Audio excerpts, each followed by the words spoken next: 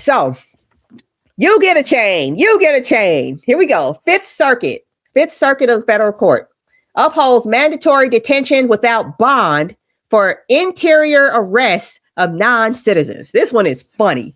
Since early February, the U.S. Court of Appeals for the Fifth Circuit, covering Texas, Louisiana, and Mississippi, issued a 2-to-1 ruling expanding the federal government's authority to detain certain non-citizens without bond.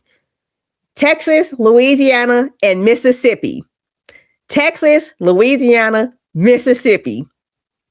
The court upheld an interpretation of immigration law that allows Immigration and Customs Enforcement to hold individuals in mandatory detention while their removal cases proceed, without granting them a bond hearing before the immigration judge, because y'all trying to mix federal and state. So I guess it depends on who gets you first, the marshal or the sheriff.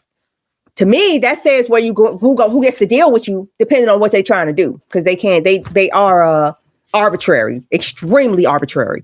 In the past, many detainees could request a bond hearing where a judge could assess their flight risk or danger to the community. Under this broader interpretation, many people can be classified as applicants for admission, even if they have lived inside the country for years. So they saying basically, everybody who's being caught here undocumented, I'm just going to say that, they're saying that's not fair because they've been here so long. You shouldn't classify them as the other undocumented people, I guess, because they've been here longer. They've been here longer committing a crime, so they should get some grace. Yeah, that sounds great. Colonist who's thinking about himself being in that position real soon, can't come soon enough. Anyway, that classification permits detention for months or longer without an opportunity to argue for release. The dissent warned the ruling could affect long-term residents and people with deep community ties. Because detainees are often transferred into facilities within the Fifth Circuit, the impact may stretch beyond those 3 states. The issue may ultimately reach the U.S. Supreme Court.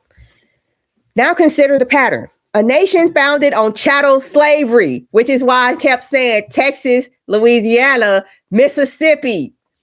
A nation founded on chattel slavery, where law once defined human beings as property, has long used legal categories to manage confinement. The language evolves. The classifications shift. The structure control remains. I laugh at it. You voluntarily came to a country built on slavery, founded on slavery, and you did it with no protection. What do you think they're going to do when they get a hold of you? But you special.